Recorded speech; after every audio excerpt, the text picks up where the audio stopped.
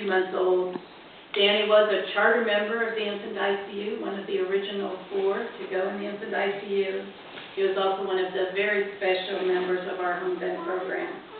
He always brought joy and fun with him to clinic, whether it was his silly grin or clapping his hands when he was excited.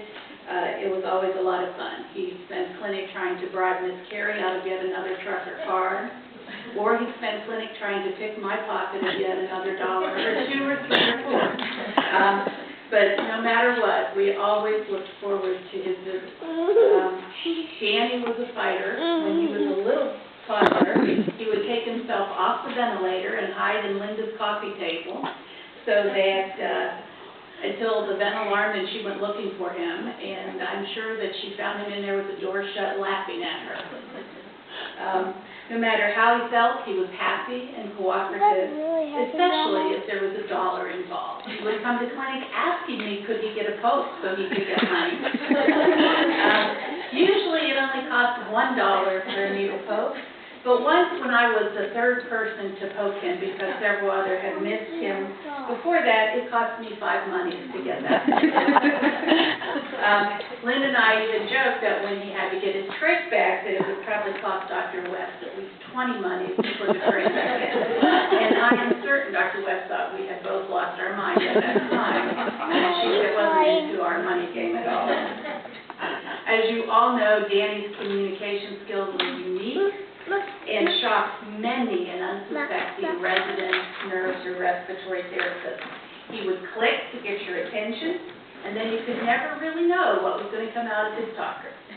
He could tell you what number all of the NASCAR drivers drove. He could call for help. Once when he was on one of the age-based units and really needed to be in the ICU and nobody was paying attention to him, he typed into his talker, "Help, help, call Dr. Ackerman." Call Dr. Ackerman. I am certain that got the attention of the residents at the vet.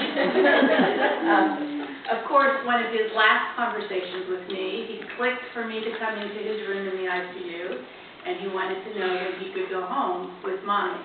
But then he figured out if he went home with Mommy, she wasn't sleeping in his room anymore. So then he wasn't really sure he wanted to go home with Mommy. For those of you who had the privilege of seeing the video Summer made of Danny's life know clearly what a good life he had. He was adored and catered to by his family. He had a love-hate relationship with these 3 boys in the front row.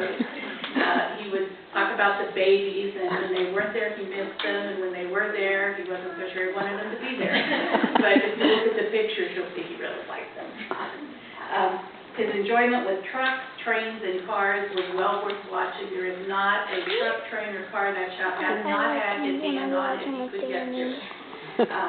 He felt safe, wanted, and loved, which really is what all of us really strive to achieve in life. Danny's rock in this world was his mom, Linda. She, as a single parent, raised this young man to be kind and caring, and was truly his strongest advocate and made sure that he had an outstanding quality of life. All of us, the quality of life is about love and security and not about money or fame. Linda really gave up her own life for the last 25 years to raise this boy and to care for him. It is only by her care that he survived through so many rocky respiratory problems. Danny will always have a very special part of my heart, as I am sure for all of you. He brought us good memories and then was able to pass peacefully with a smile on his face. And Linda and I will always be grateful to Danny for absolutely making it clear that it was his time to go to heaven without any difficult decisions to have to be made. I am certain at this time Danny's in heaven racing cars, maybe even with Dale Earnhardt himself. So peace be with you, Danny. We will miss you and will never forget you.